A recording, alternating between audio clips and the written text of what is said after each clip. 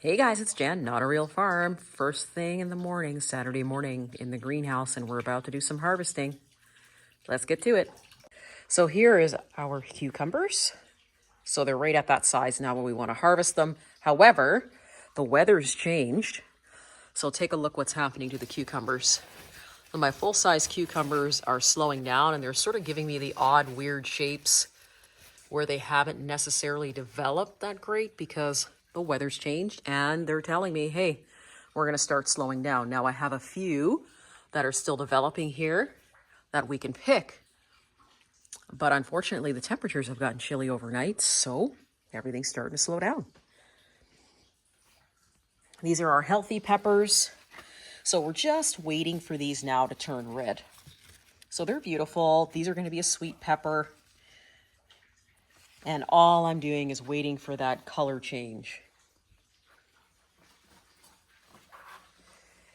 And then our blot sweet pepper. So this is going to be a purple pepper. I don't know if he's going to give us anything this year because he's just throwing so slow. We'll see. Next to him, we've got our little peeps.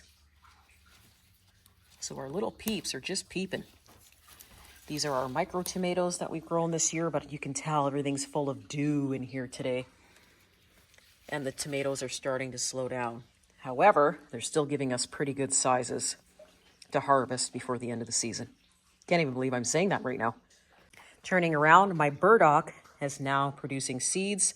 Now burdock only spreads by seeds, so it's time for me to cut this, or I'm gonna have a million plants of burdock in here. But you can take the seeds of burdock and you can actually make a tea out of it. So it's about time I cut this off now today. Okay, and if we look down here, our watermelons are still working on watermeloning. So we'll see what do we get out of those, especially with the weather change. I'm not really sure how much bigger they're really going to get. And way above me, check it out, is a cucumber that I need a ladder for. It's actually started to climb up my shade cloth, which is hilarious. Look at it. Now, these are our pineapple ground cherries, but these are the bigger ones. So we are experimenting with these, and you can see they're fairly taller than the regular average bush that we've been growing. So we'll see how these turn out. They've already started giving us pods, little paper husks in there. So let's see how they do. And I'm actually curious about the peanuts today. I see that they're going yellow, but I don't want to pull them out of the ground yet, just in case they're just not ready to give us those peanuts. Once again, we have more peppers. So these, let me push them back. These are actually going to be a long orange pepper. So you can see how elongated the body is on the pepper. Our tomatoes are starting. Look, we've got an abundance of tomatoes in here. And then, of course, we've got our Tiki Torch sunflower, which is just beautiful to look at. I'm actually super happy with this flower. All right, let's make it through this jungle. By the way, guys, remember I had cut a lot of the leaves of the horseradish? Look at it now. So we have very viable horseradish, and I'm going to actually be cutting it down in the next 2 weeks. And then for all of you that ordered horseradish, we'll be shipping those out to you shortly. Let's keep on walking through. It's like a jungle in here. This is what happens when you're working full time and you're trying to look after everything, and then all of a sudden stuff starts getting away from you. There is our pineapple cherries here. So this is the extra tall one I was saying that we're experimenting. So this guy's loaded with the extra pods here. So I can't wait to see what that's going to be all about. Look at this. Queen of the Night tomatoes. More developing there in the back. And then we have our sweetie. So we look down here. This is our pink cherry down here. We love growing this one. This one is actually really sweet. So we've been taking little bits of them at a time and chucking them in hash browns, chucking them in sandwiches, chucking them in salads. They're really good. And skipping on through, we've got our Arctic King lettuce. So this has gone to seed. So let me just move everything out of the way and try to do this carefully. Here's what your lettuce seed looks like before it's actually harvested and put in those nice packages and sent out to you. So they almost look like a dandelion, don't they? In a sense. So what we'll do is we'll actually cut off this whole entire section, which is what I'm going to do right about now. I have been harvesting it, and then we let the seeds fall off into the bowl and then clean them up and dry them and then put them away for the next year. So this is an Arctic King lettuce. And that's pretty much it to lettuce seeds. It's actually very simple to collect lettuce seeds. You just let them flower, and then they sort of come off like this. So you look really close. Look how tiny those seeds are at the bottom. And just over from there, we have our fish peppers. So they finally really started to get a little bit bigger where I can show you what they look like. See how they have those cool stripes on them? They'll turn they'll leave that stripe and then they'll turn red.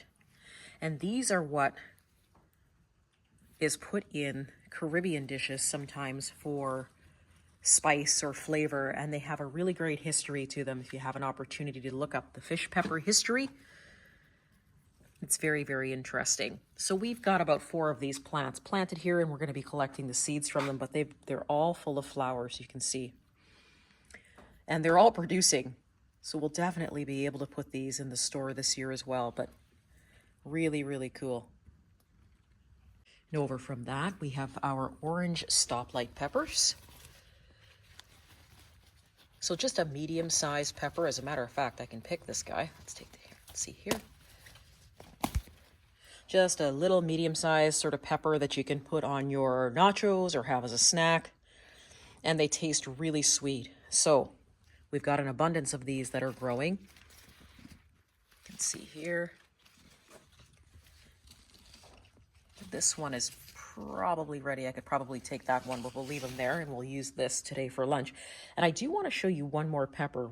So here's an interesting pepper that I've been growing this year at Not a Real Farm. And it's finally starting to come to fruition here. It's starting to give out the fruit. This is a jalapeno. So if you're somebody who loves the taste of jalapenos but doesn't necessarily like the heat, these are probably going to be the plant for you. They're called jalapeno's. They put on lots of fruit. You can see here I've got lots of fruit that's beginning all the way through. The flowers have opened nicely. And basically what happens is they get about the size of a jalapeno or a little bit bigger. And they will produce no heat, which is perfect if you love that taste, but you're just not into the heat. It's called a jalapeno. And then here we have our safflower seeds.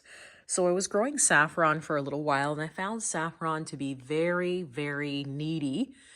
And I decided that I wanted to try safflower because a lot of the times you can take safflower and replace that in recipes that need saffron. So these are pretty much dry, the seed pods, and ready for harvest. And so I'll do a little video on that as well. Remember, I said I'd grow at least one hybrid just to make sure that I have tomatoes in case something happens to the organic heirlooms that I'm growing. But our celebrity tomatoes, as you can see, are doing amazing. Check it out. So we've got lots of them in here. And as a matter of fact, they're starting to really take on a nice size. It's the only hybrid tomato that I really grow for its reliability and the taste and the size of the tomatoes. So that's the celebrity hybrid.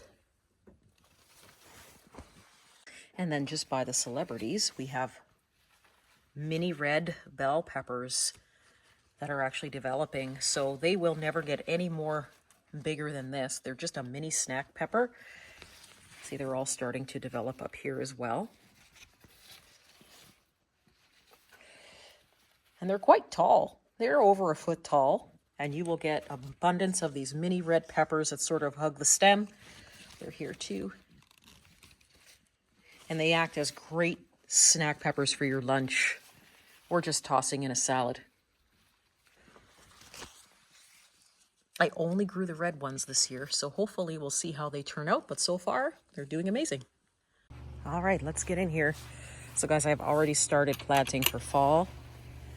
I think I showed you this already, but I've planted Swiss chard, I've planted more lettuce, and then we've also planted more spinach. So this is all going to be now for the fall, because now is the time. I can't believe I'm saying that. And then let's walk on through here. Garden is doing amazing, considering now we're back in the heat. This is so weird. 1 minute it's cold, the next minute it's hot. I don't know what anybody's been experiencing where you are, but let me know in the comments. Tomatoes out here that are performing really, really well. I believe these ones are going to be my Sartrolloesses. These were extra clippings that I took and threw them in the ground, but I think those are going to be a yellow tomato. The raspberries are going to flower, so we just might pull off a raspberry crop before the fall.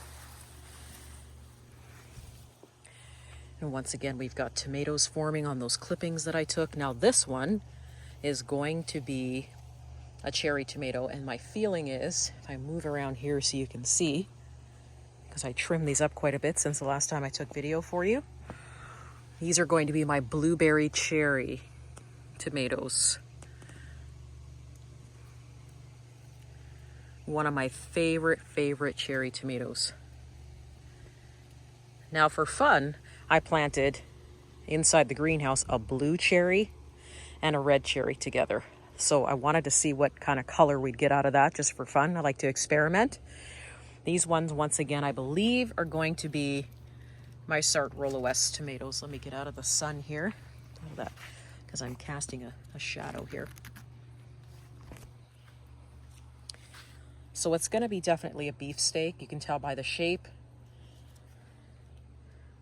And then this over here is more my beans. So we're still getting beans. I still have to come out here. We're processing today. So today is potatoes and relish, because we had a lot of cucumbers. Potatoes. Move out here so you can see. So now these potatoes are ready to harvest. So I've got a bed of potatoes there with some garlic. Half a bed of potatoes here. Half a potato bed there, and half a potato bed at the end. This is all going to be processed and put away for the winter. I also have carrots down here that I haven't taken a look at to see how they look. This is not a carrot. This is a marigold. I'm pulling it out because it's the Mexican marigolds that I have, and we have so many of them. I do not need any more. Let's see what we got. Don't know what these are going to look like. They're probably too small yet. But, oh, here we go. So these carrots look like this for a reason. They're going to fatten up, probably to be about just a little bit wider than my thumb. But these carrots grow to be 2 feet long. So the idea of this is to provide more carrot with the same sweetness, just give you that extra length of carrot that we don't normally have. And so these carrots will grow pretty much to the bottom of the bed, and then I'll be able to harvest them. And I think what I'll do is I'll leave a couple to go to seed, and then we can provide you with that carrot. So we'll show you the end result of these carrots at the end of the season when they're ready to pick. And then hopefully by next year, we'll be able to offer you this carrot as well. So let's see how it goes. But they're the same sweetness as what you'd get on a regular carrot, but aren't they awesome? Okay, so remember, this little patch I have here up against a spare gate that I had was sort of a fruit patch, a melon patch that I was trying to grow. And I'm just going to take you in here. I went to go try and move the vine this morning, and there's a reason why it won't move. Take a look at that at the bottom. Look at all the melons. So some of these I hand pollinated. Let's see if I can bring it up. Some of these I hand pollinated. The rest of the time, the bees were in here. As a matter of fact, I couldn't get in here a lot of the times because the bees were all over these melons. But take a look, there's some in the back here. And I believe I just saw another one here. I mean, they're everywhere. It was definitely oh, here it is. It was definitely a surprise. I wasn't expecting to get this many melons this year outside in these temperatures, but I think the rain really made a difference this year with a lot of things. So we'll let you know how the melons taste If I feel that they taste really good and sweet, we'll throw some of the seeds up in the store for you as well. It's a French melon that I'm growing, so let's see how they taste. For everyone that's asked me about flax, here is our beautiful flax. So it'll start off like this in the garden with a nice beautiful blue flower, and then what'll happen is you'll get a pod like this behind it, and this pod will brown, and that pod will have tons of seeds in it. That will be your flax. So flax is super easy to grow. It doesn't really require a whole lot of attention in terms of fertilizing or anything like that. It does prefer the cooler weather, and I'm thinking that's probably why it did so well here, just slapping it in the potato garden. But this pod is just sort of dying off, so we'll be able to show you the flax seed once it's done. I only put a small patch in this year because we grew so much flax the year before that I still have lots of seed from it. And then here is our beautiful corn. So this is our sweet corn that's still developing. So when I said to you I was trying to do an experiment to see if we could get any corn to grow, I'm thinking we're going to get corn before the end of the season. What do you think? Isn't that beautiful? It's awesome. And then we have a ton of spinach. So for those people who are low in iron and calcium like I am, here's a way around drinking milk. Fresh spinach leaves. Okay guys, we'll leave it here for the day. Otherwise, I will have you on a video for almost an hour. Thanks very much everybody for joining me today on your lovely weekend and making me a part of your family. We here at Not a Real Farm really appreciate all the new subscribers. Thank you so much, everybody. See you soon.